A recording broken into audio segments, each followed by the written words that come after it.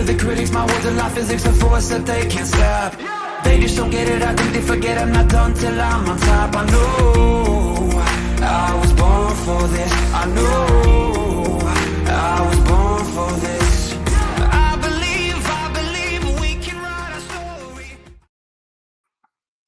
All right, everyone. How you doing today? Happy day, Ohio. Good morning, good afternoon, good evening, whatever time it happens to be when you are listening to the sound of our voice or watching us here on the Words from the Wise podcast. I still continue to be Gary Wise, your host for this podcast. And today we have a very exciting episode. We have a gentleman coming on the podcast he's in the mental health space. He's in the leadership space. He wrote a book named Retain, and I'm definitely looking forward to talking about that book because I understand the importance of retention, and I have a feeling he's going to know a lot about that subject. So without further ado, let me invite to the stage our guest for today. He goes by the name Mr.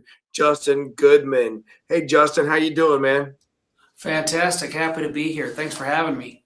Man, thank you so much for reaching out, for coming on the podcast. I will tell you, when I first got some information about your Project 55 organization, it really resonates with me because, look, I deal with mental health challenges.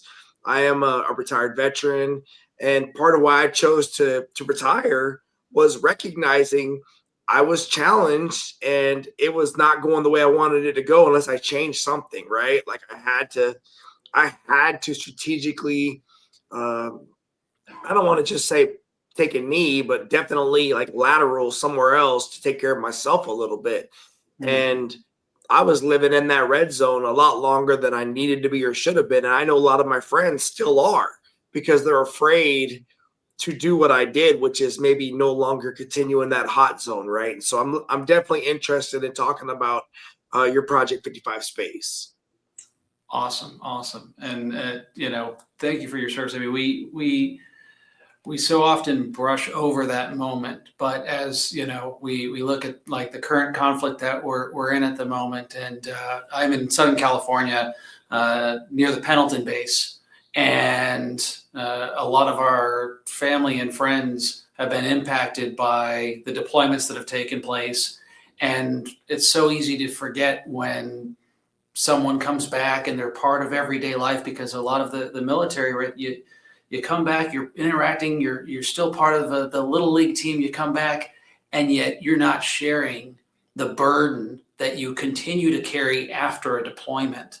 And what we've seen through our families and friends over the years especially is that burden still exists. And as we now face this current challenge, there's going to be more needs and more struggles that we see that come back.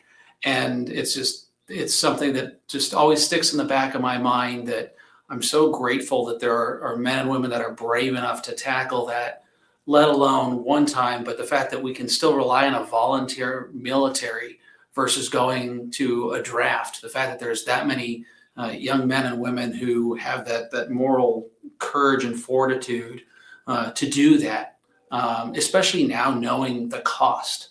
The cost is not just the physical, but that emotional, the mental on the family. And so just very grateful for your service and that of many others.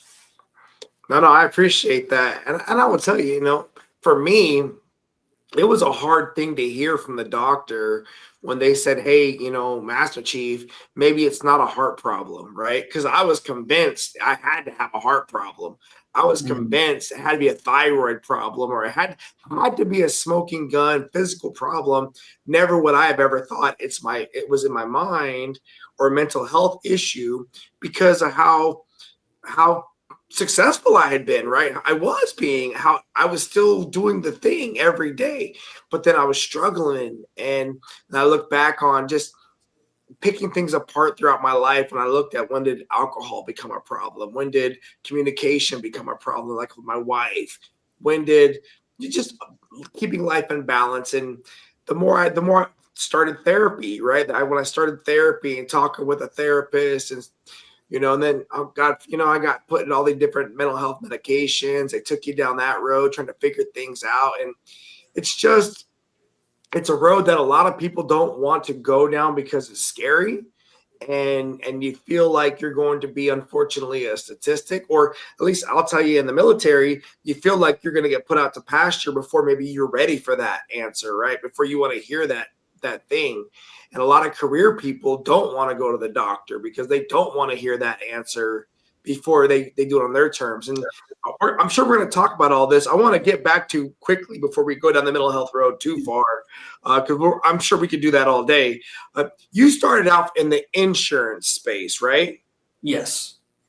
So my background, I'm third generation person in the insurance business, and my old man, before he sold his company, said, "Hey, you ever going to come in this business?" And I'm like, "Hell no. You've complained about this for years. There's no chance I'm ever going in this business." And I was selling shipping supplies in an internship while going to school.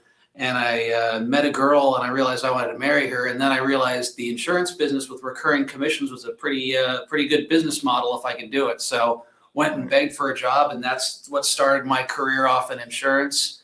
And 25 years later, I've run an agency, sold my agency, and most of the education work that I do now for my day job, in addition to the mental health nonprofit, is focused on education, both for the industry professionals on how they do the job, but now pivoting more even towards the leadership aspect within our space. Okay. I love it, right? I'm interested in it because when I think of the insurance space, I think you have got to be able to communicate with people the need that they have for insurance. And, oh, by the way, get them to recognize what's out there, why your thing is valuable, and then why they should best work with you and your team. So I think that has to be a complicated conversation. So that's a leadership. For me, that's a leadership space for sure.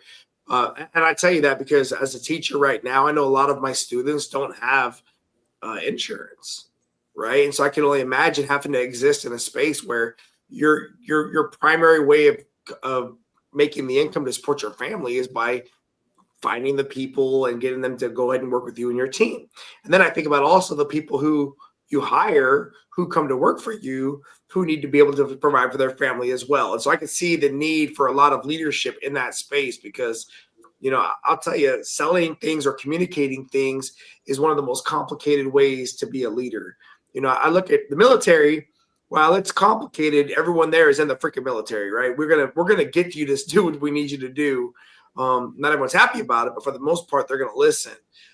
Not everybody always wants to wake up every day and possibly talk about insurance, right? So did you find that to be, I mean, you said you were a multi-generation, so your dad already had kind of figured out things that worked for him? Yeah, I mean, and things in general, I was specialized in the construction space, and for that, I was very lucky because I knew, one, California has lots of construction, and I had a father who had a background, but more importantly, going into work for a larger company that was established, I had the business relationships as far as the insurance companies I wanted to deal with. All that was set up. The difficult part, obviously, is knocking on doors and getting people to say, "Hey, I want to buy from you." They were required to buy it for protecting themselves in the state of California, but pushing them to go with you is a different story. And for me, actually, I had severe social anxiety all growing up, and even through my early stages of my selling career. And so it was one of those challenges for me that I had cold call reluctance. And we had we had physical mailers being mailed out where people would respond and say, "Justin, quote my XYZ insurance." And I had such anxiety about calling the person who had told me to call them. So I had, through some of that, I was having to work through some of those challenges. But other than that, it's a great industry. It's what I pitch everybody towards. It's like, if you're reasonably intelligent and you want to work hard, it's a fantastic industry to jump into. Okay. No.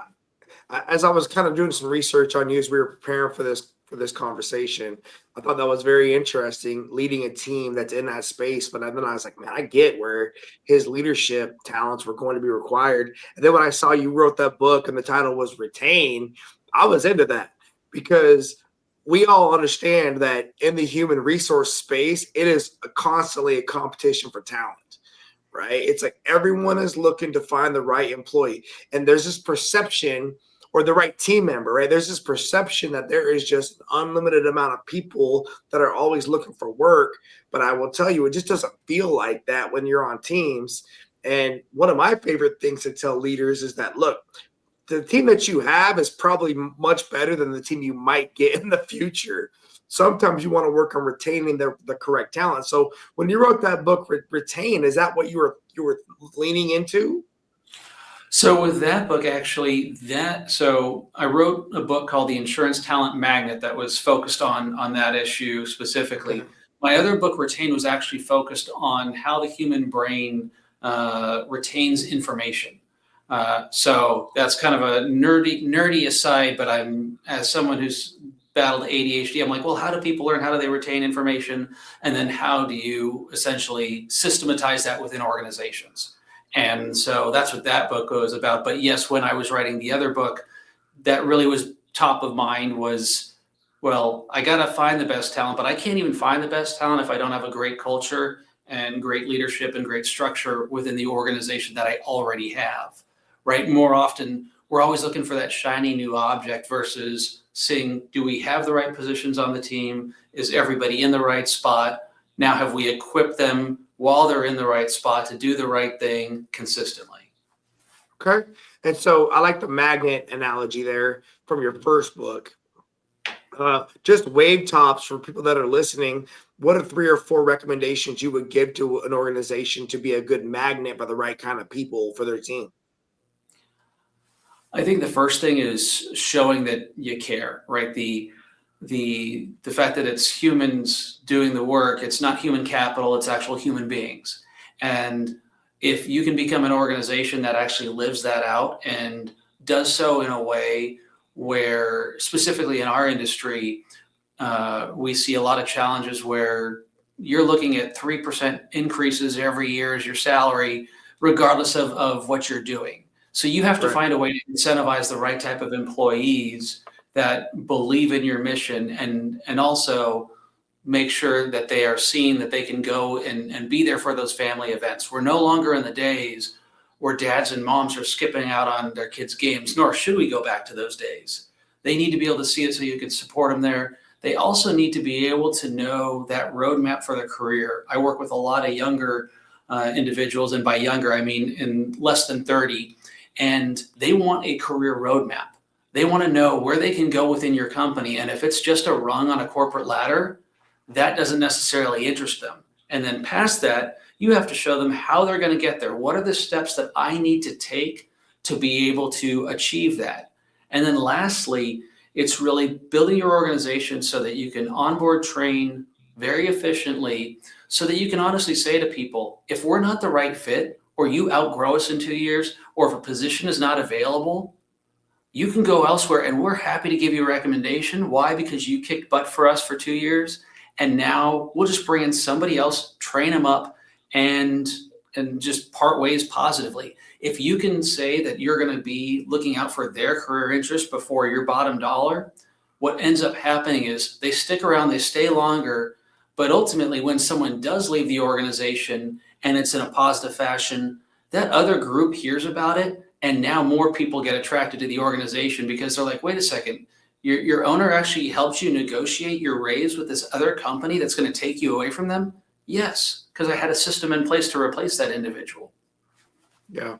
No, well said, man. And I think you're spot on. Authentic talent management, authentic talent development, and providing future opportunities for people is really what they're looking for, right? There's so many opportunities, or the perception of a lot of opportunities, that sometimes the best place to be is where you're at, as long as they can provide you somewhere to grow, right? Yeah. And so, well said.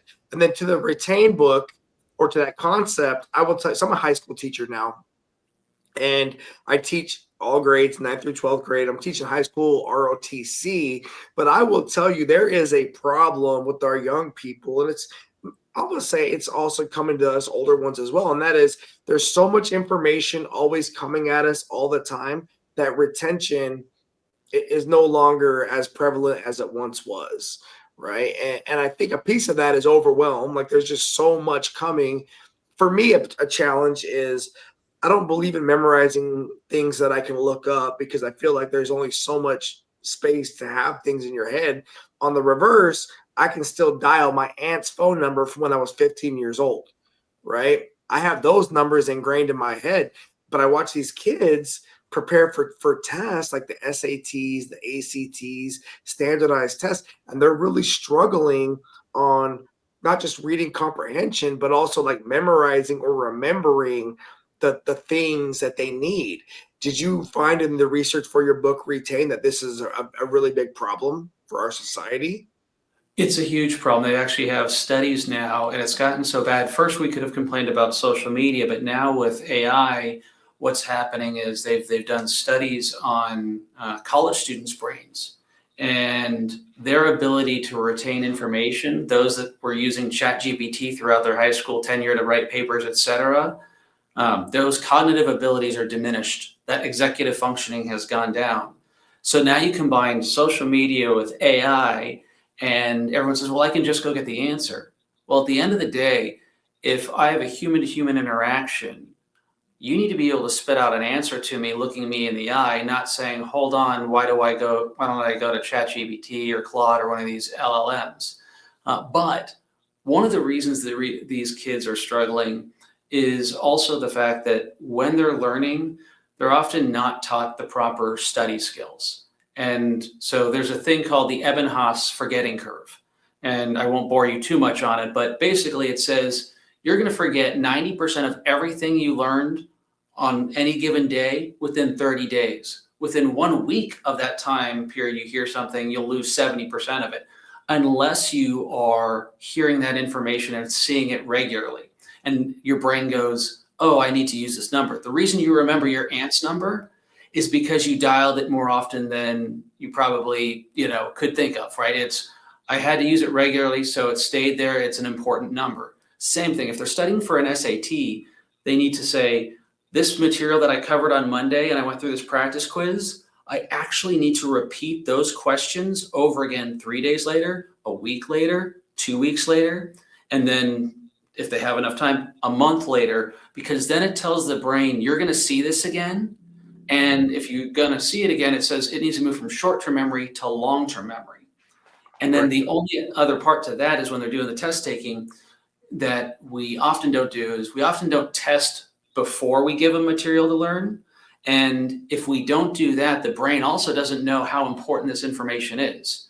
So I'm a huge proponent of test preparation where you quiz somebody, you test them on something they've never seen before, and then you give them the study materials, because then the brain goes, holy crap, I needed to know this stuff and I didn't. And now it automatically dials in a bit more. I like that. I'm going to do that from now on, I think. I like that a lot, actually, because as I'm preparing my students for really tests, quizzes, not so much, but tests, we'll work through like reviews, but I think giving a test of some flavor that's similar in what they need to know ahead of time will help them much more pay attention during the review. Then, of course, they'll do well on the test, right? Because really it's about strategies. It's about like for a lot of my stuff, it's history and it's memorization and things. I'm not a math guy.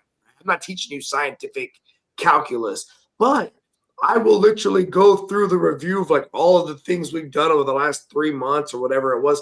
And the kids will still bomb the test because they will not pay attention. They won't actually study, though they'll read it and then they won't remember anything. But I think if I was to provide them a snapshot, right, maybe even like just a portion of what it could look like, that might wake them up a little bit more to think about, maybe I need to pay attention to this stuff. So that's a good idea. I like that.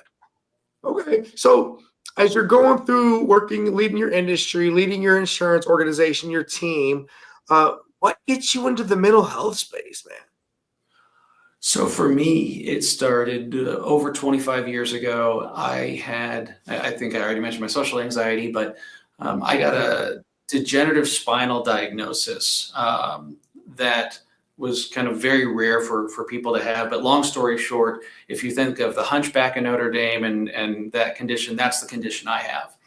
And at the time when I got that, I was an elite level golfer. I had plans of playing in college and hopefully beyond. But the progression of that disease and the pain level was so massive that when we met with the surgeons on like what to do, there was only two options. One was an extremely invasive surgery where it was going to be cut open from the front, the back, and it wouldn't limit my pain. It would just prevent the progression. And then the other option was, we're going to give you heavy painkillers and hope something better comes down the road. We opted to delay surgery because the surgeon, the neurosurgeon, said to me, he goes, Justin, until you're crawling, I don't want to, and you're in so much pain, I don't want you messing around with this surgery because you'll be in just as much pain, if not more, and a lot can go wrong along the way. So heavily medicated on narcotics. This is obviously before the real big push to limit that came out. But I ended up, by the time I was in college, I was at 15 to 20 extra strength Vicodin a day just to be able to get through the day. And ultimately, between dealing with that and just trying to struggle to find purpose, I had, right after September 11th, several of us in the fraternity said, hey, we want to enlist. Well, I went to the Marine recruiter's office and I was like 3 sentences into like, I would like to enlist and sign up.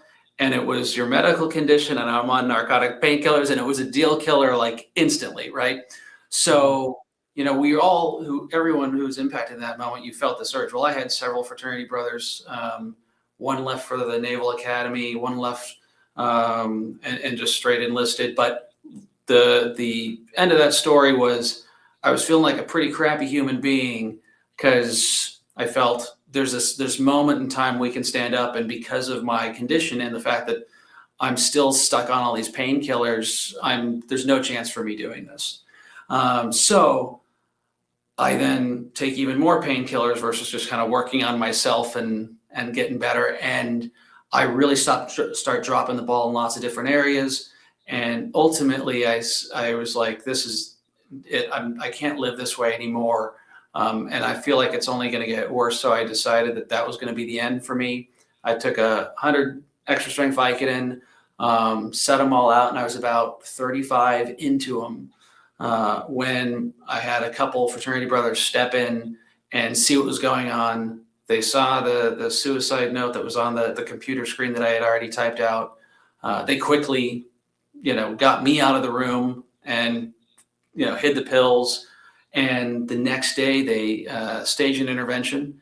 And the way they staged the intervention was one of them had a brother who had substance abuse problems, and he was given training through Al-Anon and the Narcotics Anonymous group as well on what to do and how to approach somebody. And with that limited training, these two gentlemen said, you either go home and confess everything to your parents right now of just how bad this situation is, or we're going to call them. You have 1 hour to get home. I live in Southern California, so I was an hour away from my campus at USC.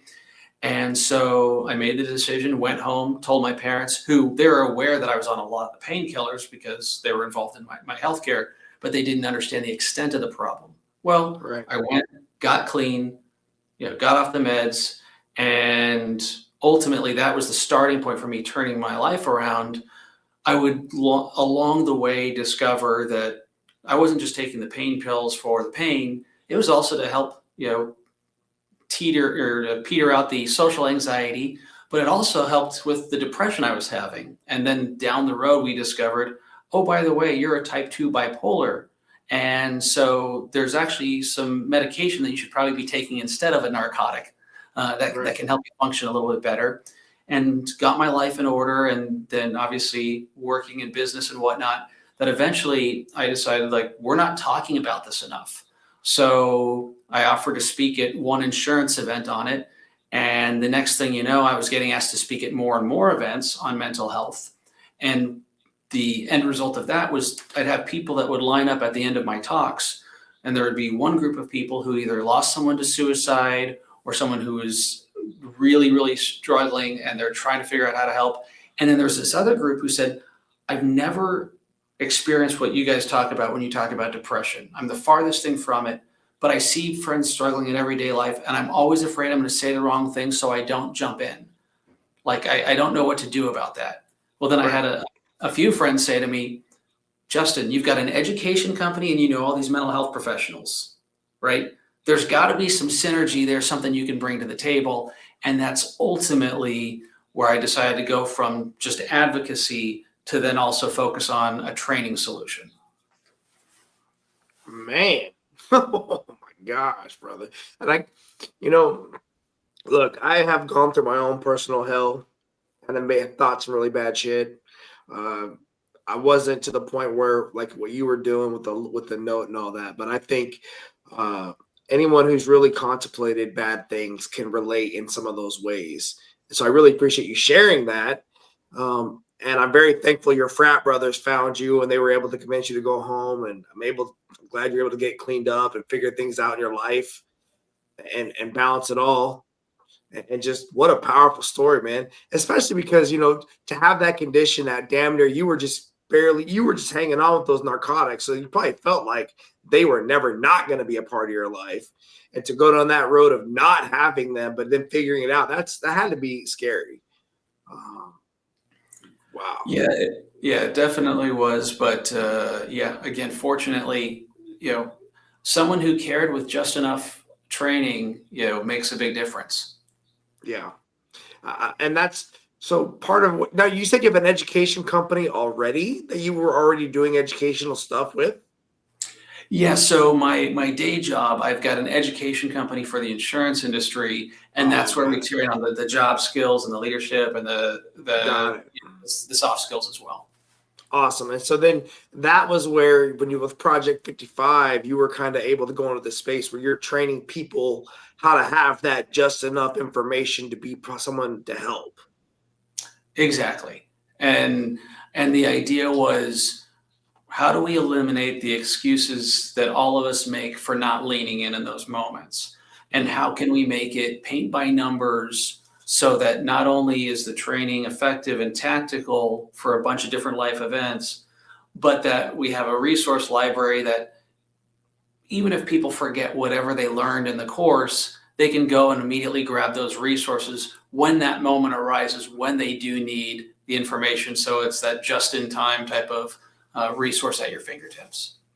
Man, I can see the value for that in so many different areas as well. I mean, not for nothing, I will tell you, in this service, we had a thing called intrusive leadership, and it made a lot of people not happy because they didn't like the idea of intruding in on somebody else. But I will tell you, for me, it was when people were going through certain kinds of challenges, it was being able to get into that conversation and poking that bear enough to get them to hopefully talk and let you know what's going on. Is that something that's part of your training, is teaching people how to hear for the right things and then know when to kind of ask that follow-on question that might be a little uncomfortable, but unfortunately might need to be asked? Yeah, 100%. I mean, we the quick nuts and bolts on the training are, the first third of the course is on the things you need to take, the steps you need to take to kind of get that oxygen mask on yourself, right? This is what a healthy individual does for their own mental health.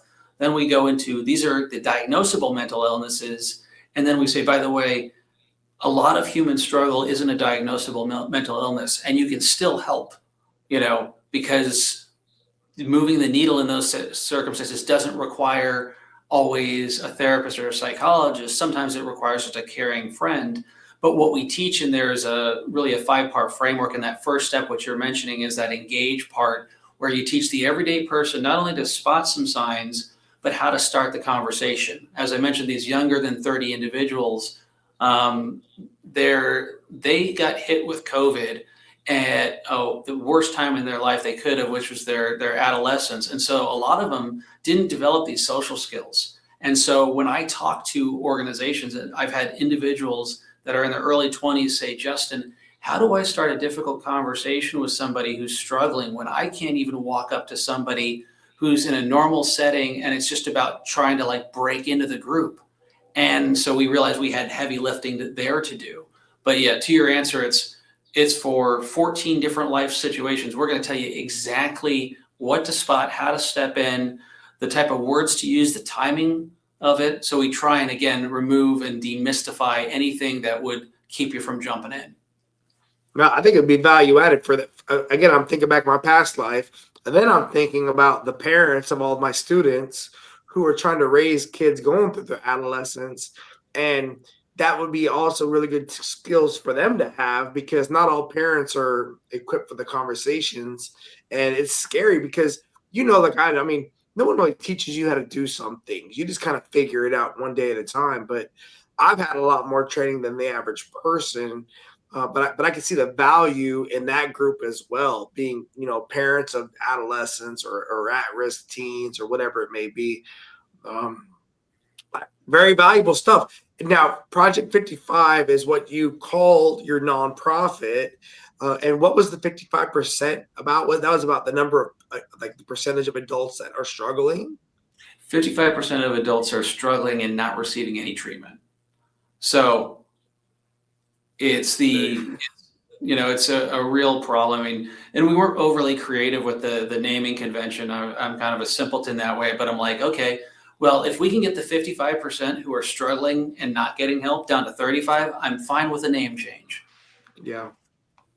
No, I mean that's when I read that number. When I read that number, I thought about it. I thought it's probably spot on because how many people just do not want to talk or do not want to even consider that they have a challenge or that it's a problem.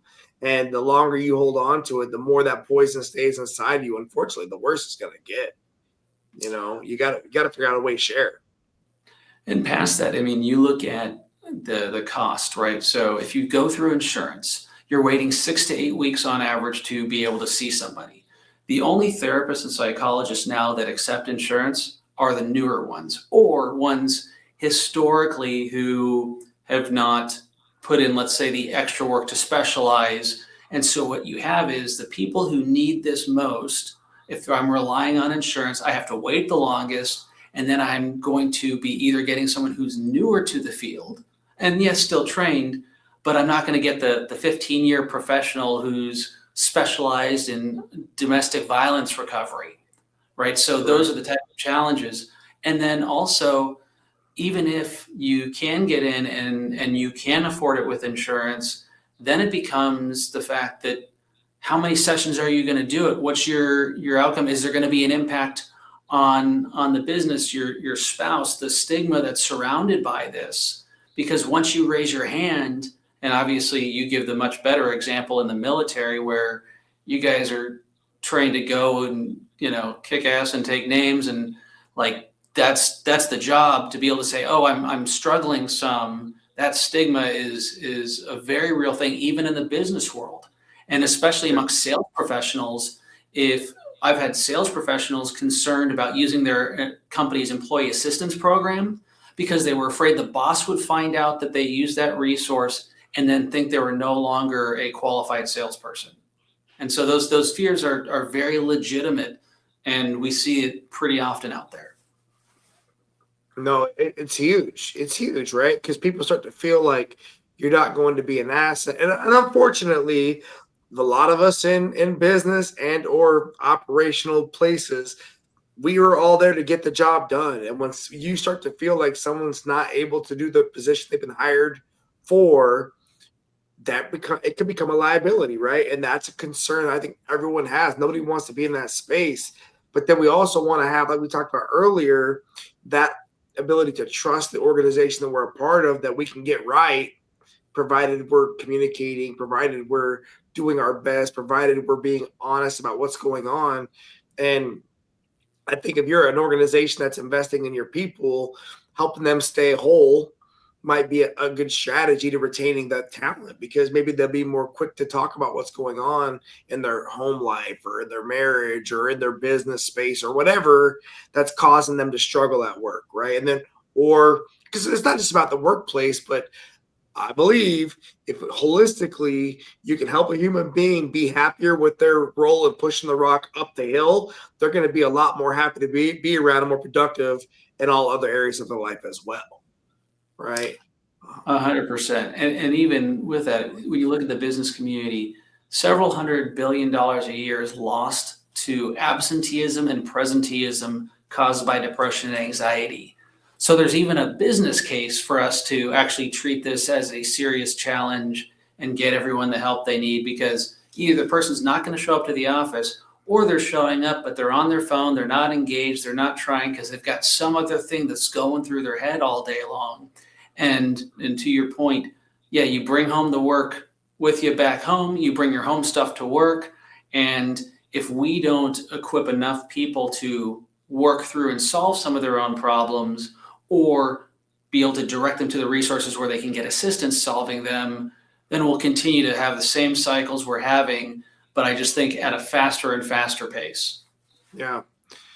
So for Project 55, are you guys just opening it up where people come to you 1v1, or do you guys primarily work with organizations and go in and teach and work with a whole team?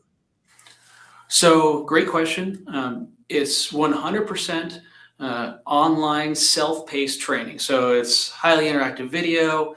We've got all these different activities you go and do throughout the coursework, but we've designed it to be this free self-paced program where it doesn't matter if you're Jill, the stay-at-home mom, or Bob, who's a trucker and he's on the road half the year. Anyone can use this training. Now, we do have organizations who'll say, hey, we want you to kind of have a kickoff call with us and launch this. So we do some of those type of things. But most of what happens is it's that self-directed learning path that they go through. We have started including, like I had a bunch of people request a difficult conversations cohort where they said we're having trouble just even having difficult conversations, and that's impacting people's mental health. So we've now done live role-playing classes. So we're starting to implement more of those as we hear back from the community on what those needs are. But by and large, this first responder training that we've built is designed to be self-paced, that anyone can go through. It's 10 to 15 hours, depending on if you take any optional coursework, that you can immediately go and deploy in your everyday life. Is there any cost attached to getting access to the curriculum? No, it's absolutely free. That's incredible, man. And what I think about that is, remember the groups I was talking about earlier, like the parents or the person who's struggling in a marriage. Maybe you don't want to go to counseling right off the bat, but maybe something like that, your video series, would be a good first starter, right? Would be a good first foray into asking themselves these questions. And the fact that it's free, I think, again, you just got to get the word out there and share it, and hopefully people can see the value. That's awesome. That's awesome, man. The fact that you guys got out there free is incredible. I was waiting to hear, no, you got to get it purchased through your company, or there's something along those lines. Free is amazing. Yeah, no, the idea was we didn't want to. There's another group out there that does some mental health intervention training, but there's a fee associated with it. And so a lot of people, when you don't have $1,000 in emergency savings, as the average American doesn't these days, to say, oh, we're going to spend $150 on an additional training for mental health, people say, well, I just don't have the disposable cash. So for us, it was important, make it free for everybody, make it comprehensive, resource focused. And for us, when I had my engineers build it, I said, we need to build it that if we have 10,000 people going through the trainings every month, that the system can accommodate it. And sure enough, we can accommodate 10,000 people in a month going through it. We just need to get the 10,000 people in a month in there. And so our biggest need, we don't ask for outside funds as an organization. It's a self-funded nonprofit. What we are looking for, and why I've reached out to people like you and others, is just getting the awareness that this training exists. It's absolutely free. First name, last name, email. We're never going to sell you anything else. But just so that it gets in enough hands so that if someone is in crisis, you have resources to where you can lean in. And even in those cases, right, just being able to say to people, if they've gone through our training, they realize you're going to say the wrong thing half the time. But the fact that you show up and say the wrong thing eliminates that lie in everyone's head when they're struggling with suicidal ideation, that no one's going to miss me. You cared enough to have a conversation. You said something stupid, but you eliminated a lie in their head and potentially saved a life in the process. And so that's why we are just like, let's get it out to as many people as possible, as quickly as possible, and continue to have the dialogue. Do you see a future in your curriculum and your guys' framework where people are going to be able to certify in that framework and then maybe host like groups of people that are like all working through the framework on their own, but then come together to discuss it in person, like focus groups in communities? So there is a certification for going through the program. Okay. And we have had some people, like I have an organization right now where they are doing breakout groups to discuss as they're going through it independently on their own. So yeah, it is part of that. As far as like a train the trainer, we haven't gotten to that stage yet. We're about 9 months in post launch of the training program. But that has been something that a few others have brought up and said, well, it would be great for those of us who would like someone to help facilitate the process and answer questions along the way to do something like that. Yeah, that's kind of what I think about. I think for me, I'm going to give access to this website. I'm going to show my students, right? A lot of, especially the ones that are getting ready to graduate high school, right? They're going to be going off to college, and it's self-paced. But I'd love to see them get together and talk about it, and maybe even chew on it a little bit, and just it could be more of an experience as well as the opportunity to get access to the information. I kind of think almost like a Bible group, right? Like where you get together for just a finite amount of time. You don't do it enduring, but X amount of weeks to get through the modules and have some in-depth conversations.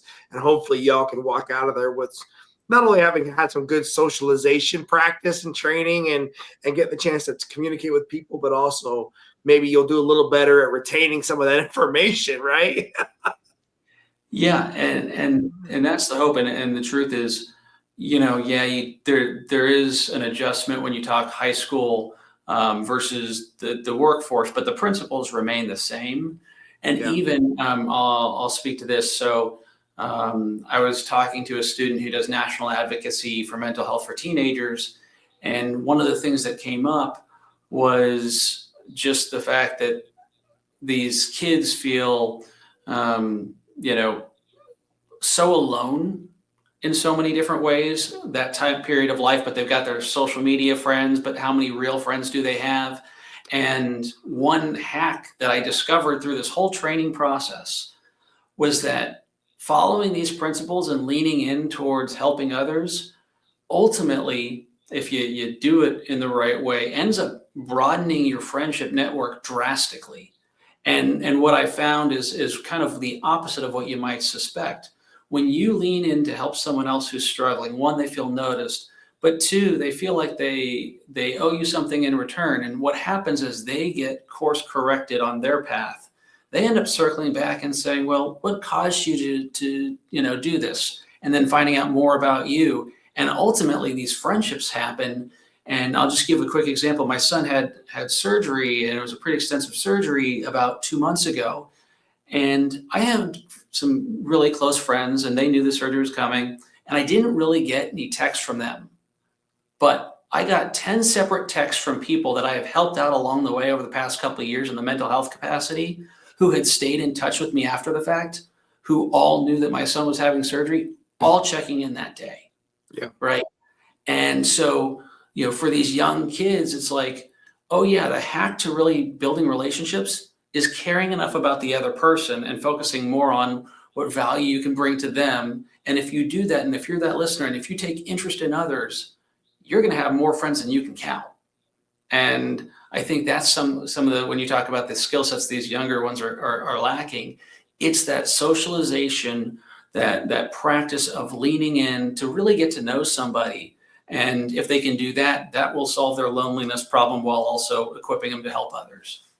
I think that is spot on. And the other thing that I've seen, that not just young people, but people in general, but I'm a father of an 18-year-old. He struggles in asking for help, right? Yep. And a lot of these younger people, they don't want to ask for help. And I'm guilty, right? I'll own that too. The difference is in my professional life, I was trained to ask for help because I had to be able to negotiate timelines and communicate concerns and bring up the sticky thing that nobody wants to talk about, but that's my job. And so I'm real good at doing that, but I'm not real good at asking about help for myself as a human being, right? I don't want to show that. And I think that's, again, for the younger kids, what I see is there will either be there's a paradigm. either they're going to bring up a million reasons why they can't do something, or they don't want to bring up anything at all, and they'll just be very quiet and then not be doing any progress, not making any progress, and then it all comes out in the wash. And there's like really not a lot of in between for the kids that are struggling, right? For those kids, it's either usually one or the other. And I think teaching them how to communicate with people will help along the way, and telling them what's wrong, what's on your mind, what are you worried about, why do you think you're struggling? And then if you can learn to not just care about yourself, but care about those answers from another human being, then maybe you can have some better connections, right?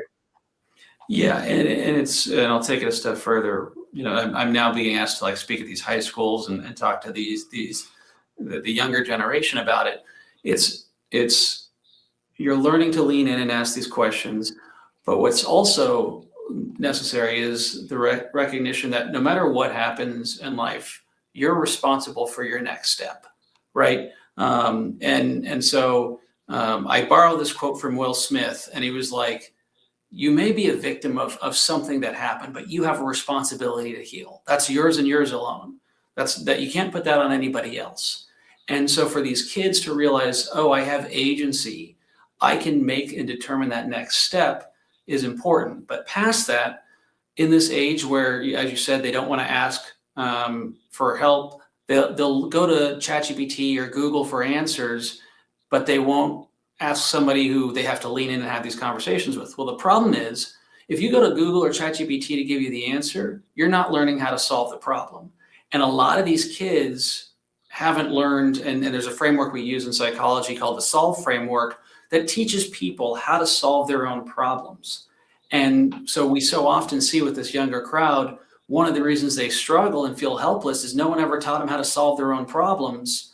And so and one of the ways you can solve your own problem is by raising your hand to ask for help. Now, it's dependent upon what type of help you receive, right? If they're just giving you the answer versus somebody who's a mentor who's going to say, "Tell me about your problem. What are the circumstances? What are the options available to you?" So all of those things I think are going to become hugely necessary for this younger generation, because a lot of them did not get that. Yeah, that SOLVE framework. I've seen that before. I'm going to bring that up again.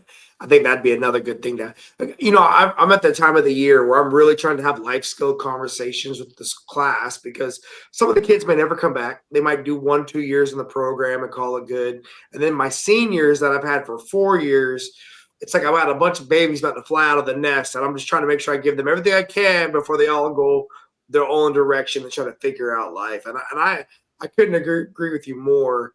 We ultimately, all of us need to take responsibility for our lives, especially when we're finally to the space where we can take care of ourselves, right? Physically, mentally, emotionally, all the above, and try to unpack. We've all gone through challenging things in our lives. One thing I wanted to maybe hit on real quick again is you talked about some of your diagnosis, in particular your mental health stuff, right?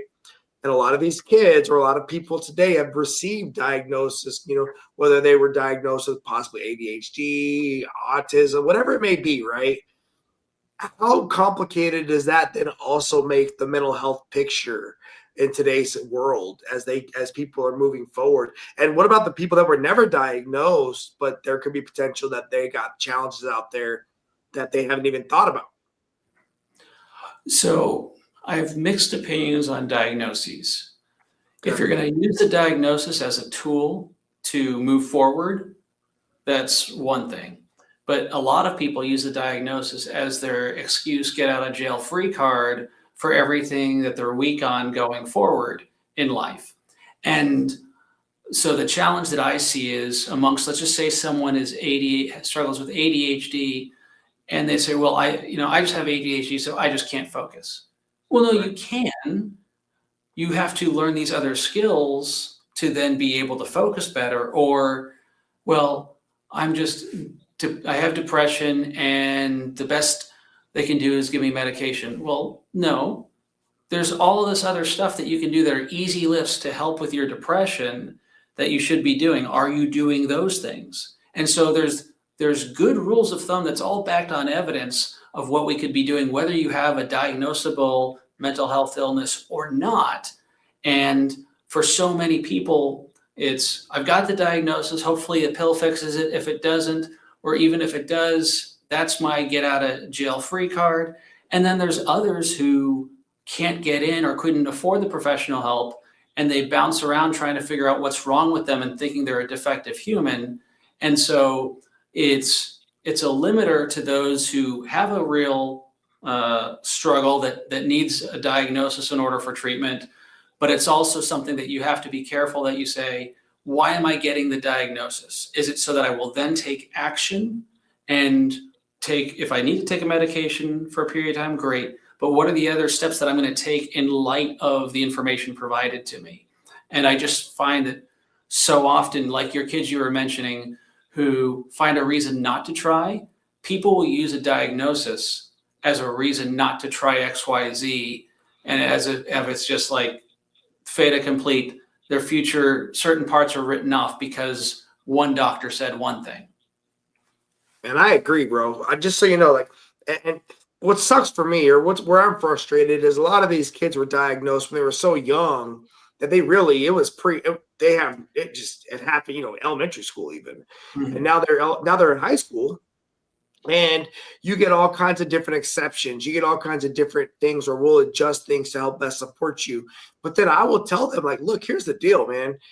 Once you graduate high school, they're not going to give those kinds of exceptions for you out there in society, out there in the world. At some point, you have got to learn to take responsibility for your learning style, for your ability to conquer an objective, to go after something strategically. The best way only you can do it. But if you really want something, you have got to stop telling me all the reasons why you cannot do it. Because it's one thing like your freshman year, but by senior year, we've got to figure these things out. Otherwise, you're not going to get access to certain opportunities, right? And then the other thing is, like, again, I'm in a military style class. A lot of my young people will think about joining the service, but then find out that a lot of those diagnoses are going to be problematic to them possibly going to join up and to serve. And it doesn't mean you can't, but you might have to go ahead and go a different route to earn the opportunity to go serve your country and to show that you're going to be an asset to the organization. And as I see these things happening, as I talk with the kids, I see it probably being bigger than just even in my own community. Right. Then I always hear people make these offhand remarks. So I have a younger son who's currently in 6th grade. And he asked me the other day if he had ADHD. And I was like, no, bro, you don't. Right. I would have let you know. But I can tell that he probably from school, kids are talking about it, and they flippantly will say something along those lines. And it's almost like a plus up in that moment, right? Advice being a complication or something it's real, and you have to learn how to work through it, right? But I thought it was an interesting thing that he brought to me, and I just see it being a part of the conversation, right? 100%. And even with ADHD, right? They've done the studies, and part of it is just because we had an American system that we still use today that was used to try and train up factory workers, right? That was what our education system was modeled after. How do we get enough manufacturing line workers? And it's been that way, and it's not changed. Well, that doesn't work for everybody. That doesn't mean you have a diagnosable illness. It just means you learn differently. Past that, we start kids earlier in school than we do in other countries. And when we start them early and we don't give them enough time to run, especially boys, get them exhausted. They will focus when they're exhausted. If you have a 12-year-old, a 10-year-old, an 8-year-old, and you have him an hour recess to start his school day and then come in and learn, the outcomes radically improve. But we try, again, with our backwards knowledge in the States, we're going to try and cram as much education in one day as possible and eliminate the recesses and the lunches and minimize those, when that's what's necessary to get the boys exhausted enough so they can sit still and take in information. Yeah. You know what's funny about that is when I think about recesses, especially the longer ones, because when we were younger, I'm not sure, I'm 40, I'm almost 49. And when I was a kid, recess was a big deal, especially in elementary school. And then my younger son just came out of elementary school and he almost had no recess. Mm-hmm. all I can think about is because at some point some kid got hurt and it became a liability to have kids out the playground longer. And that's part of why they eliminated that opportunity for schools to get sued or whatever it is. But unfortunately, that doesn't always make society better, right? It just changes things. Good stuff, man. I appreciate that conversation. And I tell you, it's a very real conversation we're going to continue having in our country and in the world today. Where would you like to see Project 55 go? Just kind of be out to the 10,000 users a month or a year? Is that the goal? Yeah, I mean, our real goal is, get it to 10,000 users a month, and really be able to drive the outcomes down. Because for us, just taking this certification, it's one thing. It shows, hey, I've got a willingness to lean in. But what we are starting to collect and where we want to be is, instead of the 800 emails and texts I get over the past 6 months of people struggling, looking for help, I'm wanting to continue to hear the stories that have started coming in where it's, oh my gosh, I didn't have any training other than what you gave me, and I stepped in, and by the way, this saved a life, or this saved this marriage, or this father who was grieving over this, I was able to support him in a way that he found really impactful.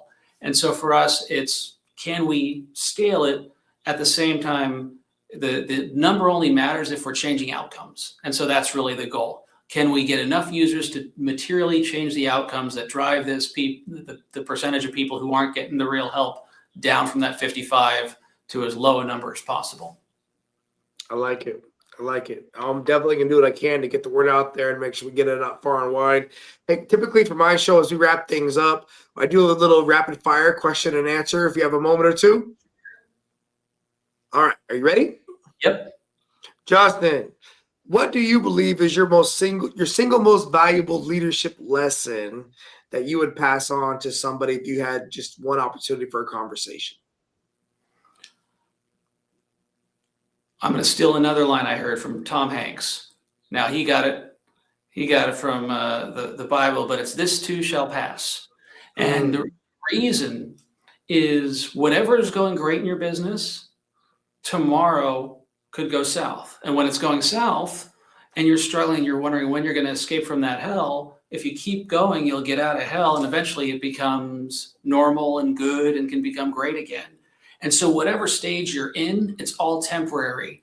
And so trying to keep that emotional framework there of going, if it's bad, it's going to get good, so I can have hope that it's going to be good. And if it's good, I have the perspective, that understanding that when it goes bad, that'll be a temporary period of time. So as long as I take care of myself, I'll survive these just fine. I love it. Hey, I love it. And, just keep on breathing. The sun's going to come up tomorrow, right? We'll figure it out. All right. So you're a leader, you're an author. What advice would you give to parents trying to raise teenagers in this world that wants to coddle them, right? That wants to go ahead and give them all these reasons why they're not going to be able to succeed? What's the advice you give to parents to help them not fall for that trap? I think it starts early, and I think it's something where we as parents made the mistakes as well. It's, as soon as your kid is capable of doing something on their own, don't steal that opportunity from them. So as soon as they're able to make their own bed, that becomes part of their responsibility. As soon as they're able to put dishes away and clean dishes after dinner, that becomes their responsibility. Those small things will make a huge difference. Oh, you're going to an airport and you need to get the bag tags?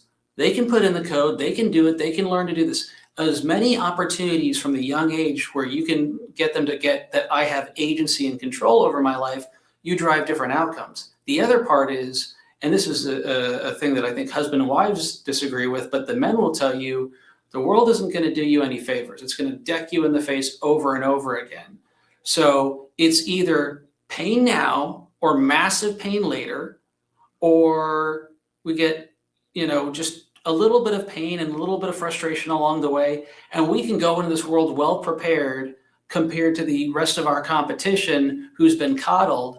And now we have kids that'll not be 28-year-old dependents on the parents. Right. No, I agree. Give them opportunities to fail. I like it. And to win, right? Don't rob them of the success of having that victory. Perfect. What advice would you give to a professional who feels like they're in the red zone, but they're afraid to ask for help?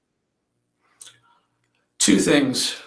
Help is the bravest four-letter word in the English language. Use it. And you'd be surprised at how many people would view it as an honor to step in your life. They are looking for an opportunity to give back in some way.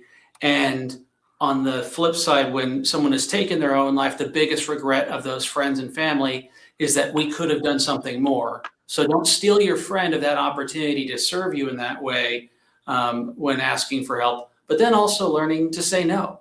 It's a complete sentence. We have too many things on our plate. We're pulled in too many different directions. You can learn to say no, and that will take you out of the red line just if you start saying no until you have enough bandwidth and energy to evaluate what else you can add to your plate. Well said, man. Well said. Right. Final question. All right. So I was a Chief Petty Officer of the United States Navy, the Chief's Mess. We have some guiding principles.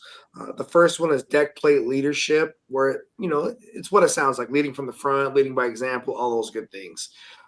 There is going to be institutional and technical expertise. The idea there is you are an expert in the institution of which you're a part of, as well as being a technical expert.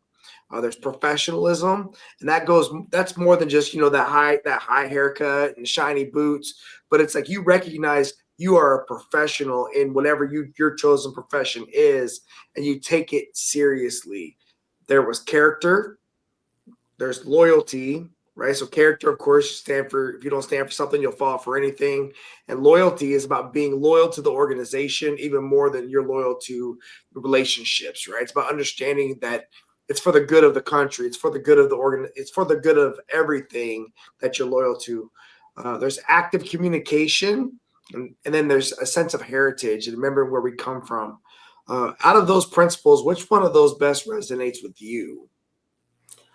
I think the character one, because I think a lot of those other things come into play. If you've got solid character and a solid moral fiber, my mom used to say to me all the time, anticipate the need. And it's been kind of this guiding principle in my life. And if you're a man or a woman of good character, you're going to care about the needs of those surrounding you. You're going to care about performing. You're going to care about that you can't help these people with these needs unless you're an expert in the field for which they need help. So I think that character is really that grounding thing that resonates most. I love it. Love it. All right, brother, we're wrapping this thing up. What's the best way for people to check you out? Is it project55.com? Actually, project55.org. And we're also heavily on LinkedIn, less so on other social media channels. But if they ever want to reach out, it's really easy to find me on LinkedIn, connect there. But also, if you're interested in the training, absolutely free. And all it costs you is a first name, last name, and an email in the system. And you'll have all the resources you possibly could want. Very cool, man. We will make sure to get it out to everybody. And I really appreciate your time. Thank you so much, brother. Thanks so much. Yeah, man. You have a good night out there. Bye, everybody. Thank you for listening. Bye, man. And I know I was born for this. I know I was born for this. Don't care for the critics. My words are like physics, a force that they can't stop. They just don't get it. I think they forget I'm not done till I'm on top. I know I was born for this.